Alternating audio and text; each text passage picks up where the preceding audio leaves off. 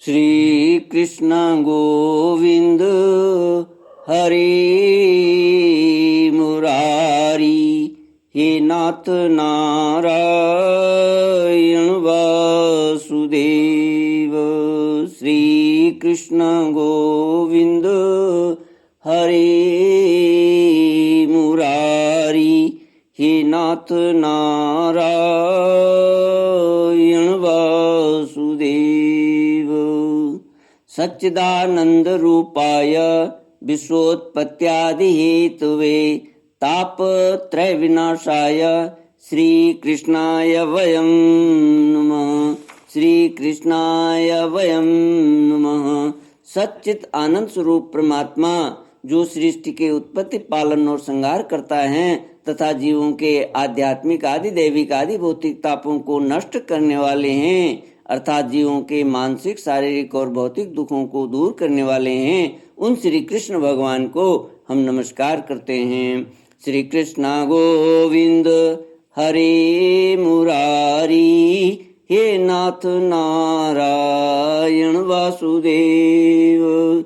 श्रीमद्भागवत चतुर्थ स्कंद अथ नवमोऽध्याय श्लोक 26 से। मैत्रेय उवाच इत्यर्चितः स भगवान् नतिदिश्यात्मनः पदम् बालस्य पश्यतो धाम स्वमगाद् गरुड़ध्वजः।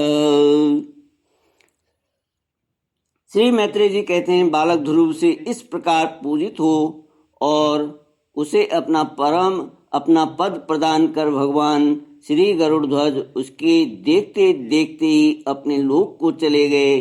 प्रभु की चरण सेवा से संकल्पित वस्तु प्राप्त हो जाने के कारण यद्यपि ध्रुव जी का संकल्प तो निवृत्त हो गया, किंतु उसका चित्त विशेष प्रसन्न नहीं हुआ।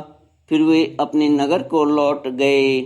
विदुर जी ने पूछा, मायापति श्री हरि का परम पद तो अत्यंत दुर्लभ है और मिलता भी उनके चरण कमलों की उपासना से ही है। ध्रुव जी सार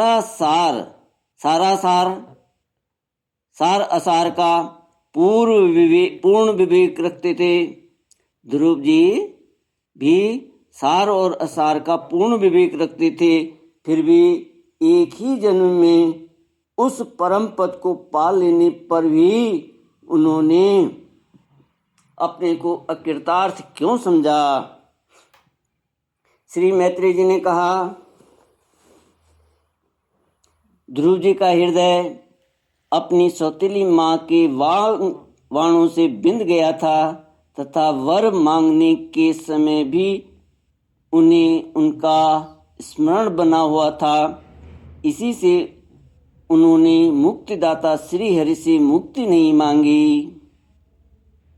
अब जब भगवत दर्शन से वह मनोमालिन्य दूर हो गया तो उन्हें अपनी इस भूल के लिए पश्चाताप हुआ।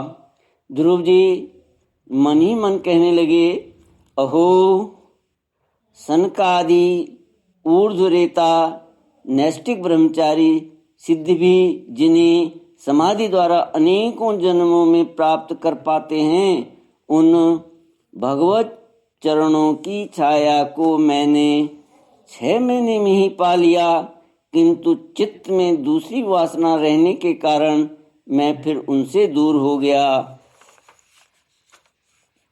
अहो मुझ मंद भाग्य की मूर्खता तो देखो। मैंने संसार पाश को काटने वाले प्रभु के पाद पद्मों में पहुंचकर भी उनसे नाशवान वस्तु की ही याचना की। देवताओं को स्वर्ग भोग के पश्चात फिर नीचे गिरना होता है, इसलिए वे मेरी भगवत प्राप्ति रूप उच्च स्थिति को सहन नहीं कर सके, अतः उन्होंने ही मेरी बुद्धि को नष्ट कर दिया।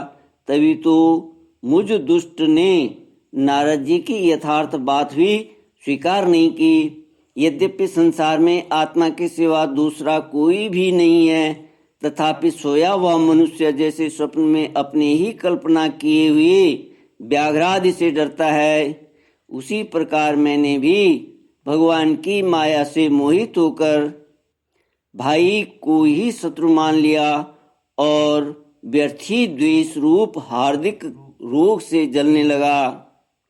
जिन्हें प्रसन्न करना अत्यंत कठिन है, उन्हीं विश्वात्मा श्री हरि को तपस्या द्वारा प्रसन्न करके मैंने जो कुछ मांगा वह सब व्यर्थ है। ठीक उसी तरह जैसे गतायु पुरुष के लिए चिकित्सा व्यर्थ होती है। ओह, मैं बड़ा भाग्यहीन हूँ। संसार बंधन का नाश करने वाले प्रभु से मैंने संसार ही मांगा। मैं बड़ा ही पुण्यहीन हूँ। जिस प्रकार कोई कंगला किसी चक्रवर्ती सम्राट को प्रसन्न करके उससे तुष सहित चावलों की कन्नी मांगे, उसी प्रकार मैंने भी आत्मानंद प्रदान करने वाले श्री हरि से मूर्खतावश व्यर्थ का अभिमान बढ़ाने वाले उच्च पदादि ही मांगे। श्री कृष्ण गोविंद हरे मुरारी, हे नाथ नारायण वासुदेव। मैत्रेय जी कहते हैं, तात, तुम्हारी तरह जो लोग श्री मुकुंद पादारविंद मकरंद के ही मधुकर हैं, जो निरंतर प्रभु की चरण रज का ही सेवन करते हैं और जिनका मन अपने आप आई हुई सभी परिस्थितियों में संतुष्ट रहता है, वे भगवान से उनकी सेवा के सिवा अपने लिए और कोई भी पदार्थ नहीं मांगते। इधर जब राजा उत्तानपाद ने सुना कि उनका पुत्र ध्रुव घर लौट रहा है, तो उन्हें इस बात पर वैसे ही विश्वास नहीं हुआ जैसे कोई किसी के यमलोक से लौटने की बात पर विश्वास न करे। उन्होंने ये सोचा कि मुझ अभागे का ऐसा भाग्य कहाँ, परंतु फिर उन्हें देव ऋषि नारद की बात याद आ गई। इससे उनका इस बात में विश्वास हुआ और वे आनंद के वेग से अधीर हो उठे। उन्होंने अत्यंत प्रसन्न होकर यह समाचार लाने वाले को एक बहुमूल्य हार दिया। राजा उत्तानपाद ने पुत्र का मुख देखने के लिए उत्सुक होकर बहुत से ब्राह्मण कुल के बड़े बूढ़े मंत्री और बंधुजनों को साथ लिया तथा एक बढ़िया घोड़ों वाले सुवर्ण जटित रथ पर सवार होकर वे झटपट नगर के बाहर आए। उनके आगे आगे वेद ध्वनि होती जाती थी तथा शंख दुदुम्बी एवं वंशी आदि अनेकों मांगलिक बाजे बजते जाते थे। उनकी दोनों रानियां सुनीति और सुरुचि भी सुवर्णमय आभूषणों से विभूषित हो राजकुमार उत्तम के साथ पालकियों पर चढ़कर चल रही थीं। ध्रुव जी उपवन के पास आ पहुंचे। उन्हें देखते ही महाराज उत्तानपाद तुरंत रथ से उतर पड़े। पुत्र को देखने के लिए वे बहुत दिनों से उत्कंठित हो रहे थे। उन्होंने झटपट आगे बढ़कर प्रेमातुर हो लंबी लंबी सांसें लेते हुए ध्रुव को भुजाओं में भर लिया। अब ये पहले के ध्रुव नहीं थे। प्रभु के परम पुनीत पाद पद्मों का स्पर्श होने से इनके समस्त पाप बंधन कट गए थे। राजा उत्तानपाद की एक बहुत बड़ी कामना पूर्ण हो गई। उन्होंने बार बार पुत्र का सिर सूंघा और आनंद तथा प्रेम के कारण निकलने वाले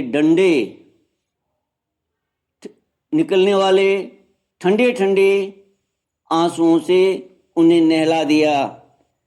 आनंद या प्रेम के कारण जो आंसू आते हैं वे ठंडे हुआ करते हैं और शोक के आंसू गर्म। तो उन ठंडे ठंडे आंसुओं से उन्हें नहला दिया। तदनंतर सज्जनों में अग्रगण्य ध्रुव जी के पिता के चरणों में प्रणाम किया। ध्रुव जी ने पिता के चरणों में प्रणाम किया और उनसे आशीर्वाद पाकर कुशल प्रश्नादि से सम्मानित हो दोनों माताओं को प्रणाम किया। छोटी माता सुरुचि ने अपने चरणों पर झुके हुए उस बालक ध्रुव को उठाकर हृदय से लगा लिया और अश्रु गद गद वाणी से चिरंजीवी रहो ऐसा आशीर्वाद दिया। जिस प्रकार जल स्वयं ही नीचे की ओर बहने लगता है, उसी प्रकार मैत्री आदि गुणों के कारण जिस पर श्री भगवान प्रसन्न हो जाते हैं, उसके आगे सभी जीव झुक जाते हैं। इधर उत्तम और ध्रुव दोनों ही प्रेम से विह्वल होकर मिले। एक दूसरे के अंगों का स्पर्श पाकर उन दोनों के ही शरीर में रोमांच हो आया तथा नेत्रों में बार बार आंसुओं की धारा बहने लगी। ध्रुव की माता सुनीति अपने प्राणों से भी प्यारे पुत्र को गले लगाकर सारा संताप भूल गई। उसके सुकुमार अंगों के स्पर्श से उसे बड़ा ही आनंद प्राप्त हुआ। वीरवर विदुर जी, वीर माता सुनीति के स्तन उसके नेत्रों से झरते हुए मंगलमय आनंदाश्रुओं से भीग गए और उनसे बार बार दूध बहने लगा। उस समय पूर्ववासी लोग उनकी प्रशंसा करते हुए कहने लगे, महारानी जी, आपका लाल बहुत दिनों से खोया हुआ था, सौभाग्यवश अब वह लौट आया है। यह हम सबका दुख दूर करने वाला है, बहुत दिनों तक भूमंडल की रक्षा करेगा। आपने अवश्य ही शरणागत भय भंजन श्री हरि की उपासना की है। उनका निरंतर ध्यान करने वाले धीर पुरुष परम दुर्जय मृत्यु को भी जीत लेते हैं। श्री कृष्ण गोविंद हरे मुरारी, हे नाथ नारायण वासुदेव। ओम पूर्णमद पूर्णमिदं पूर्णात् पूर्णमुदच्यते पूर्णस्य पूर्णमादाय पूर्णमेवावशिष्यते। ओम शांति शांति शांति। हरि ओम श्री गुरुभ्यो नमः। हरि ओम।